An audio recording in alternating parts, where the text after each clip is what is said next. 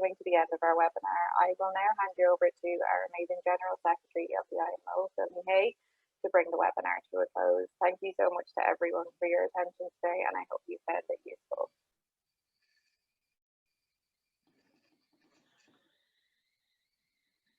Good afternoon, everybody. I hope you can hear me okay. And thank you, Laura, for an amazing chair. I really enjoyed the way you asked those questions of the panelists. I don't think the discussion would have been as good without some of those probing questions. Really good. Thank you.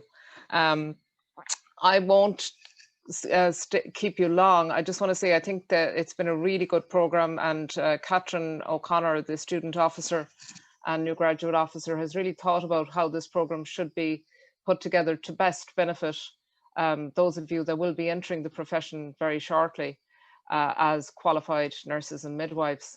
I think this is a really exciting time. As Karen said during the discussion, I remember the day I got my pen and entered the wards of the hospital I trained in, Jervis Street, which is now a shopping centre, but was a hospital, as a newly qualified staff nurse, and went on to Beaumont to work then in the intensive care unit, and extraordinary support from the qualified staff. Again, it's a really exciting time. You're entering a fantastic profession. Whether you're entering midwifery or general nursing or ID or pediatrics later on, you're entering a profession that has a very proud history of standing with their patients, and we believe that our role in the INMO is allowing you do that, and when it is time to call it and expose the shortcomings, that we're there right by your side to do that. We are very proud of our role in that, and the 4 nurses that started this organisation over 100 years ago, that's why they started it, and we like to think that we continue in their spirit and with their vision of nurses and midwives speaking out on behalf of their patients, but also on behalf of their own professional ability to do a very good job. And when they can't do that because their environment or funding or all of the reasons that you all know better than I do, that hamper your ability to provide that good service on a daily basis, that it is our role to call that out. I would say to you, enjoy this time, enjoy entering this profession. It is, as all of the speakers have said, a very rewarding career, but it's also a very difficult job. And you do, and I think the last the last video on minding your mental health, you should look at that a number of times, because that is something that we all neglect when we're in this job, because it takes a lot out of you as a person. And most people say that they stay on after their finished time. If you listened to this week, we had a very good interview from a nurse in Sligo in the ED department on Shannon's side. You'll see it on our Twitter account. Listen back to what she said. She usually, sees her staff leaving the department an hour after their finish time. And again, we don't encourage that. We don't think that's right. We believe that the staffing levels should never require that commitment. But unfortunately, right now, today, it does.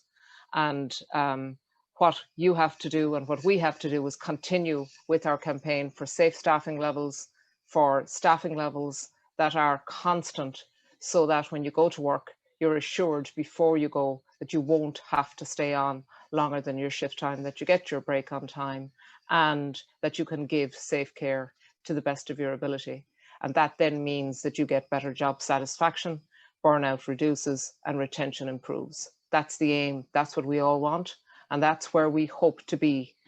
And finally, I would say to you, congratulations on a very difficult period of training. I think more than many of nurses and midwives who've trained in Ireland, you've had a difficult 18 months, and you handled it very well.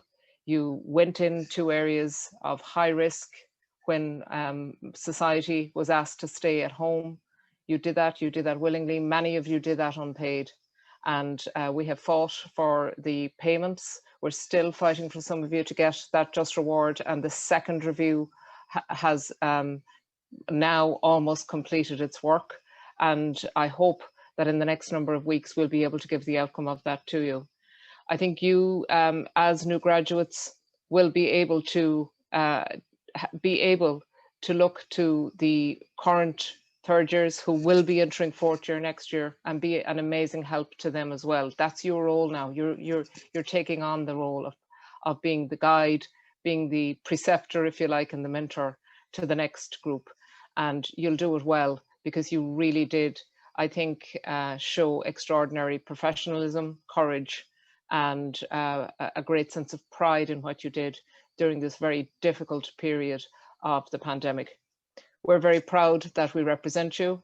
We will continue to represent you, and we thank you for your absolute commitment both to the professions, but also to collectivism and speaking as one when that's needed in order to make everybody's lot better. That's the whole point of being in a trade union, and I hope that you will continue to participate in this trade union, which prides itself in representing you when you're in the front line and giving you as much assistance as we can, from your professional to your industrial parts of your life and parts of your job. So Barboa, be safe and enjoy entering one of the best professions in the world. Gurmahagaf.